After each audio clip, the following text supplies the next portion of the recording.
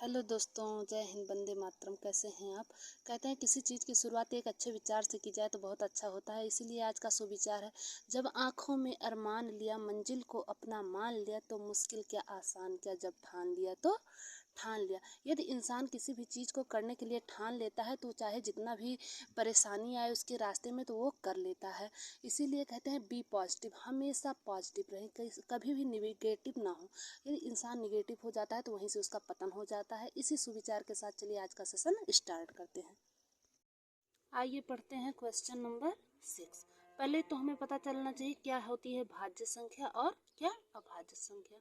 भाज्य संख्याएं वो होती हैं जिनके दो से अधिक गुणनखंड हो जाते हैं, जिनके दो से अधिक गुणनखंड होते हैं। और अभाज्य संख्या वो संख्या जो स्वयं से कटे, केवल वही संख्या उससे विभाजित हो, या तो एक से। तो हमारा ये क्लियर हो गया, भाज्य संख्या और अभाज्य संख्या।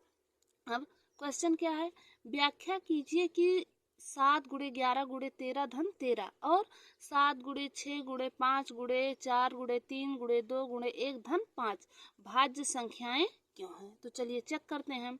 अगर हम ले लेते हैं 7 × 11 × 13 धन 13, अगर हम इनको मल्टीप्लाई करके इनको ऐड कर लें, इनको जब मल्टीप्लाई करेंगे और 11 × 7 = 77, 77 में 13 को जब मल्टीप्लाई करते हैं तो आता है 361, और 361 में 13 जोड़ देंगे तो आ जाएगा 374।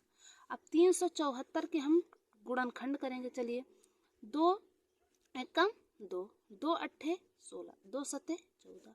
अब ये किससे कटेगा, 17 एकम 17, 17 एकम 17, अब 11 एकम 11। तो हमारा 374 के कितने गुणनखंड हो गए, 374 के हमारे गुणनखंड हो गए 2 × 17 × 11।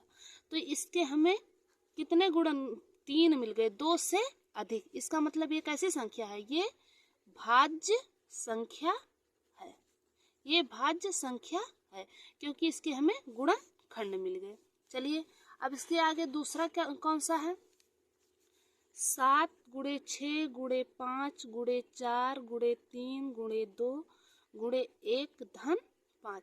अब इसको पूरा मल्टीप्लाई करेंगे और इसको जोड़ लेंगे तो हमारी संख्या क्या मिल जाएगी, इसको आप कर लीजिएगा, 5045। इसको मल्टीप्लाई करके इसको जोड़ेंगे तो हमको इतनी संख्या मिलेगी। अब इसका गुणनखंड करते हैं 5045 का। चलिए, ये किससे कटेगी, 5 से कटेगी, 5 एकम 5, 5 9 45। अब ये संख्या हमारी किसी से कटेंगे नहीं तो इसको हम इसी संख्या से काट देते हैं। तो चलिए, इतना आ गया।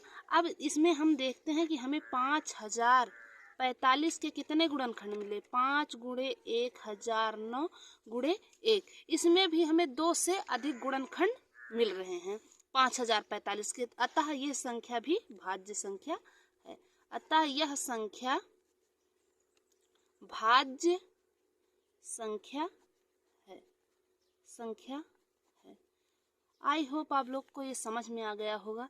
बहुत ज़्यादा मुश्किल नहीं था, लेकिन ये देख के सब परेशान हो जाते हैं कि ये बहुत मुश्किल है। चलिए क्वेश्चन नंबर 7।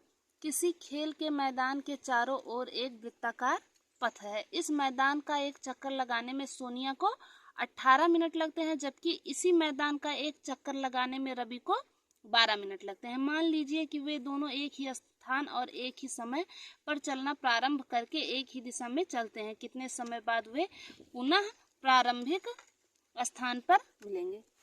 मानिए ये एक वृत्ताकार पथ है, ये एक वृत्ताकार पथ है और इसी पथ के चारों तरफ सोनिया चलती है, दौड़ती है, तो चक्कर लगाती है। वो यहाँ से स्टार्ट करती है तो उसे कितना मिनट लगता है, 18। अब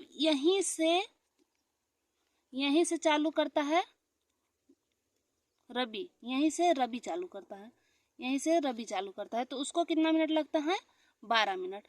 तो कह रहे हैं वो दोनों कितना चक्कर लगाएंगे कि पुनः इसी पर आके मिले, तो कितना समय लगेगा, हमें वो समय निकालना है। तो चलिए, पहले रवि 12 मिनट में, चलिए इसका पहले हम निकाल लेते हैं लासा। जब कहते हैं कितने समय बाद मिलेंगे, उसकी आवर्ती बार बार आती है तो हमें उसका लासा निकालते हैं। चलिए, 12 का लासा 2 6 2 3 3 एकम 3। अब 18 गुणनखंड कर लेंगे, 2 9 18, 3 त्रिका 9, 3 एकम 3। अब 12 का गुणनखंड क्या हो गया, 12 का 2 गुणे 2 गुणे 3, और 18 का क्या हो गया, 2 गुणे 3 गुणे 3। जो दोनों में कॉमन है उसे एक बार लिखेंगे और जो दोनों में है उसको वैसे लिख लेंगे। तो ये एलसीएम क्या आ जाएगा, 2 गुणे 2 गुणे 3 गुणे 3, 2 दूनी 4, 4 तिहाई 12, 12 तिहाई 36, यानी कि 36 मिनट बाद, वो कितने मिनट बाद, 36 मिनट बाद पुनः इसी स्थान पर मिलेंगे। यही हमारा आंसर है।